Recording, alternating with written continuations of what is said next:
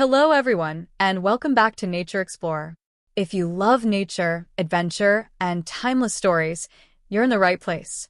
On this channel, we explore some of the world's greatest books about nature, travel, and wildlife, one chapter at a time. So, sit back, relax, and let your imagination wander into the beauty of the natural world. Now, let's continue our journey with today's reading. Letter 2. A Lady's Get-Up. Grizzly Bears, the Gems of the Sierras, A Tragic Tale, A Carnival of Color. Cheyenne, Wyoming, September 7th. As night came on, the cold intensified, and the stove in the parlor attracted everyone. A San Francisco lady, much got up in paint, emerald green velvet, Brussels lace, and diamonds, rattled continuously for the amusement of the company, giving descriptions of persons and scenes in a racy Western twang, without the slightest scruple as to what she said. In a few years, Tahoe will be inundated in summer with similar vulgarity, owing to its easiness of access. I sustained the reputation which our countrywomen bear in America by looking a perfect guy, and feeling that I was a salient point for the speaker's next sally. I was relieved when the landlady, a ladylike Englishwoman, asked me to join herself and her family in the barroom, where we had much talk about the neighborhood and its wild beasts, especially bears. The forest is full of them, but they seem never to attack people unless when wounded or much aggravated by dogs, or a she-bear thinks you're going to molest her young. I dreamt of bears so vividly that I woke with a furry death hug at my throat, but feeling quite refreshed. When I mounted my horse after breakfast, the sun was high, and the air so keen and intoxicating that, giving the animal his head, I galloped up and downhill, feeling completely tireless. Truly, that air is the elixir of life.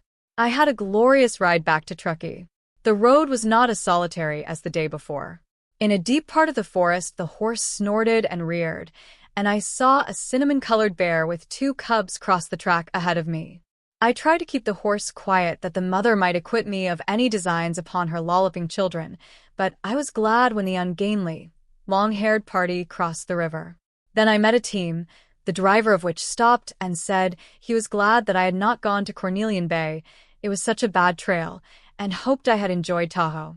The driver of another team stopped and asked if I had seen any bears. Then a man heavily armed, a hunter probably, asked me if I were the English tourist who had happened on a grizzly yesterday. Then I saw a lumberer taking his dinner on a rock in the river, who touched his hat and brought me a draught of ice-cold water, which I could hardly drink owing to the fractiousness of the horse, and gathered me some mountain pinks, which I admired. I mention these little incidents to indicate the habit of respectful courtesy to women which prevails in that region. These men might have been excused for speaking in a somewhat free and easy tone to a lady riding alone, and in an unwanted fashion. Womanly dignity and manly respect for women are the salt of society in this wild west. My horse was so excitable that I avoided the center of Truckee, and skulked through a collection of Chinamen's shanties to the stable, where a prodigious roan horse, standing 17 hands high, was produced for my ride to the Donner Lake. I asked the owner, who was as interested in my enjoying myself as a West Highlander might have been, if there were not ruffians about who might make an evening ride dangerous. A story was current of a man having ridden through Truckee 2 evenings before with a chopped-up human body in a sack behind the saddle, and hosts of stories of ruffianism are located there, rightly or wrongly. This man said, "There's a bad breed of ruffians, but the ugliest among them all won't touch you. There's nothing Western folk admire so much as pluck in a woman."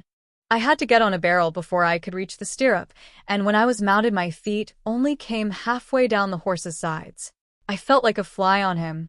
The road at first lay through a valley without a river, but some swampishness nourished some rank swamp grass, the first green grass I have seen in America, and the pines, with their red stems, looked beautiful rising out of it. I hurried along, and came upon the Donner Lake quite suddenly, to be completely smitten by its beauty. It is only about 3 miles long by 1.5 broad, and lies hidden away among mountains, with no dwellings on its shores but some deserted lumberers' cabins. 5. Its loneliness pleased me well. I did not see man, beast, or bird from the time I left Truckee till I returned. The mountains, which rise abruptly from the margin, are covered with dense pine forests, through which, here and there, strange forms of bare gray rock, castellated or needle-like, protrude themselves.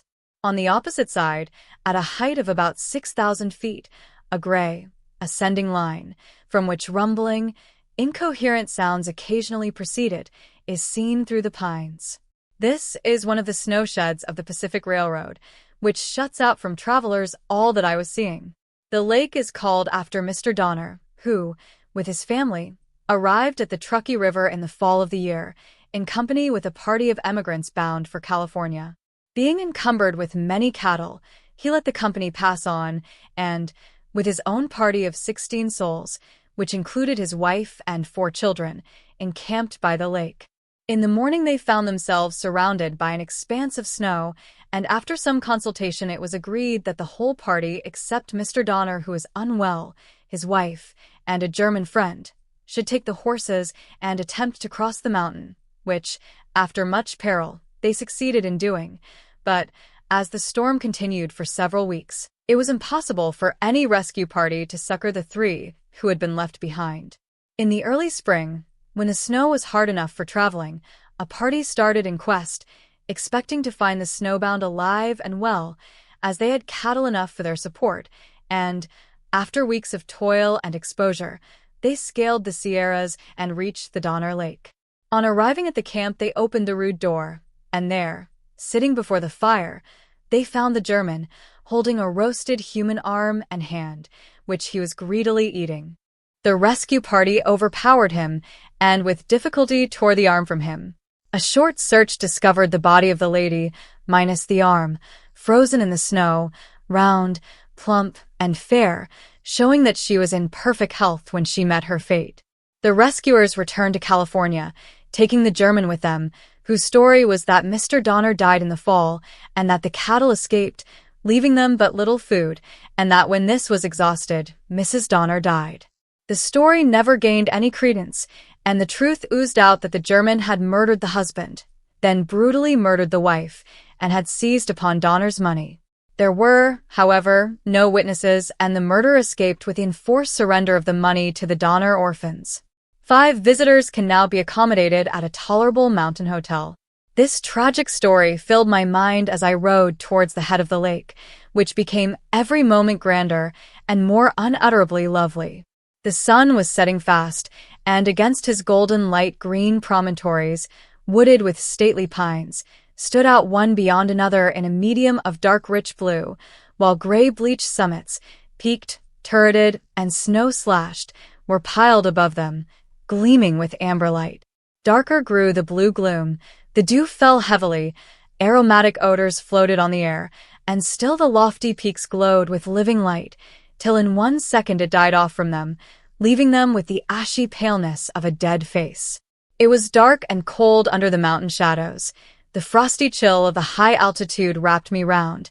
The solitude was overwhelming, and I reluctantly turned my horse's head towards Truckee, often looking back to the ashy summits in their unearthly fascination.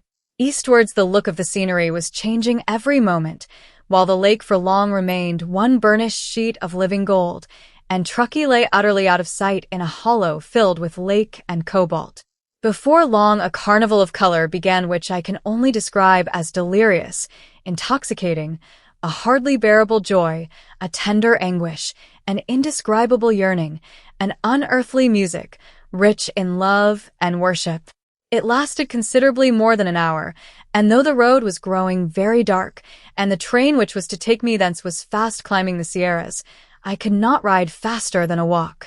The eastward mountains, which had been gray, blushed pale pink, the pink deepened into rose, and the rose into crimson, and then all solidity etherealized away and became clear and pure as an amethyst, while all the waving ranges and the broken pine-clothed ridges below etherealized too, but into a dark rich blue, and a strange effect of atmosphere blended the whole into one perfect picture.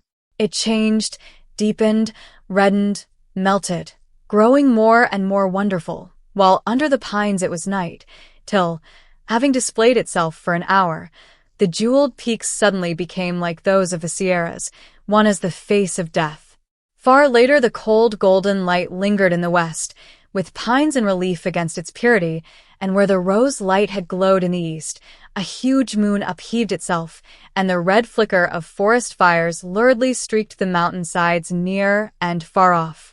I realized that night had come with its eeriness, and putting my great horse into a gallop, I clung onto him till I pulled him up in Truckee, which was at the height of its evening revelries, fires blazing out of doors, barrooms and saloons crammed, lights glaring, gaming tables thronged, fiddle and banjo in frightful discord, and the air ringing with ribaldry and profanity.